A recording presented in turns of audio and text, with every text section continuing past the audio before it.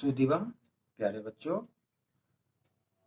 मैं केंद्रीय विद्यालय सीमा सुरक्षा बल किशनगंज कक्षा छठी के लिए संस्कृत विषय के अंतर्गत कर्ता क्रिया मेलनम पाठ को आपको बताने जा रहा हूँ। प्यारे बच्चों, आप अभी अभी कक्षा 5वीं पास करके छठी में आए हैं। आपको संस्कृत विषय बिल्कुल नया लग रहा होगा और आपके मन में तरह तरह के सवाल उठ खड़े हो रहे होंगे कि यह विषय कैसा है, कठिन है या आसान है। तो प्यारे बच्चों, आपके लिए यह विषय बहुत ही आसान है। शर्त यही है कि आपको पाठ्य पुस्तक शुरू करने के पहले थोड़ा सा जो बेसिक नॉलेज है, बेसिक चीज़ है, उसको देखना होगा, उसको समझना होगा, तब आपको यह विषय बिल्कुल आसान लगेगा। अन्यथा जब आप उन बेसिक चीज़ों को आप नहीं जानेंगे, तब आपके सामने कठिनाइयाँ आ सकती है। तो प्यारे बच्चे, आपको इन्हीं कठिनाइयों को दूर करने के लिए मैं जो आज लेसन पढ़ाने जा रहा हूँ, वो उसी के अंतर्गत ये मेरा प्रयास है। उम्मीद है कि आपको ये प्रयास सफलता ज़रूर दिलाएगी और आपको यह विषय आसान कर देगा।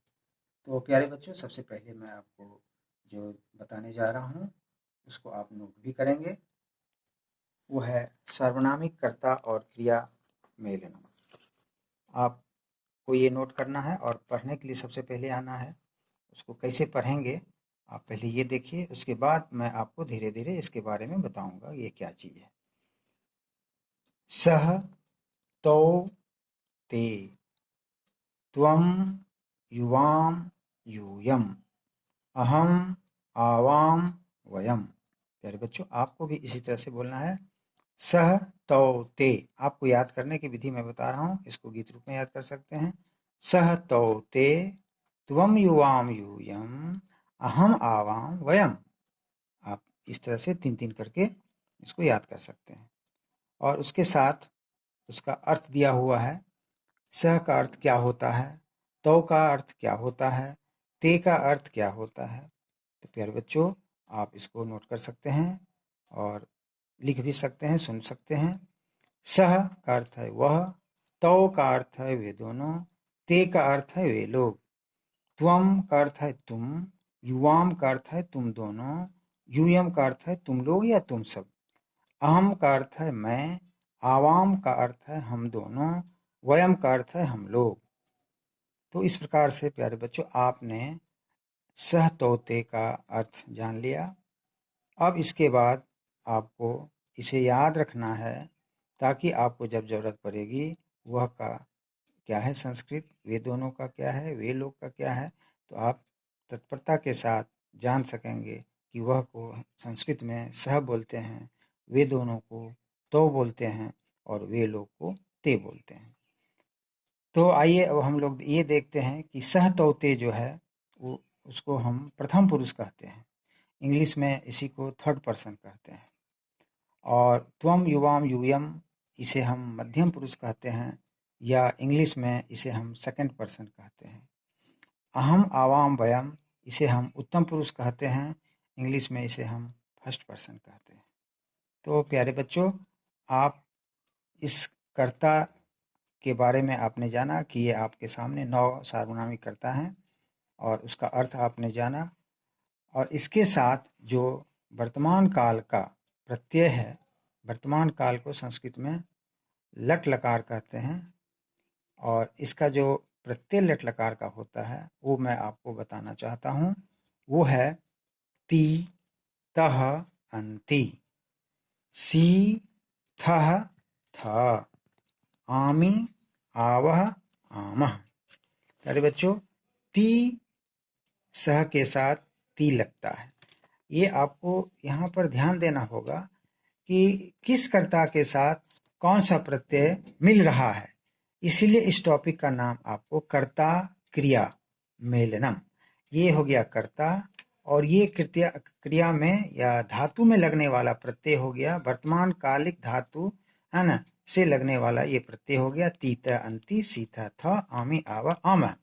तो प्यारे बच्चों, आपको ये याद रखना होगा कि स के साथ ती लगता है, तो के साथ तह लगता है, ते के साथ अंति। उसी प्रकार से त्वम के साथ सी, युवाम के साथ थह, यूयम के साथ थ।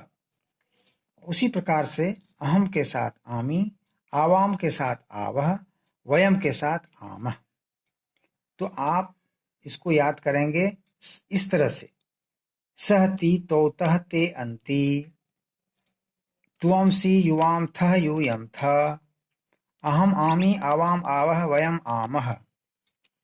प्यारे बच्चों, आप बिल्कुल इसको गीत के रूप में याद कर सकते हैं, 3-3 करके। सहती तौतह ते अंती, बस यहीं रुक जाएं। सहती तौतह ते अंती, फिर तीसरा 3 याद करेंगे, त्वम सी युवाम थ यूयम थ।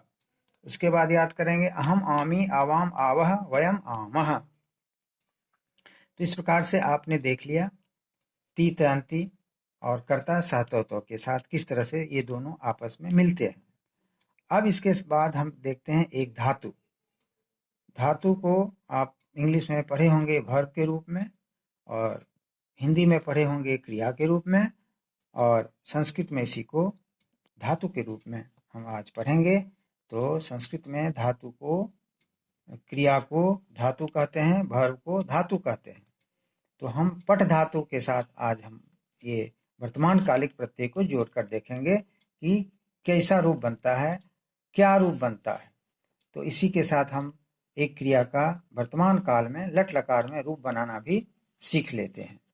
तो ती लगेगा पठ में तो रूप बनेगा पठती, तह लगेगा पठ में तो बनेगा पठतः, अंति लगेगा पठ में तो बनेगा पठंती, सी लगेगा तो रूप बनेगा पठसी, थ लगेगा तो रूप बनेगा पठथ, थ लगेगा तो रूप बनेगा पठथ, आमी लगेगा तो रूप बनेगा पठामी, आवह लगेगा तो रूप बनेगा पठावह, आमह लगेगा तो रूप बनेगा पठामह।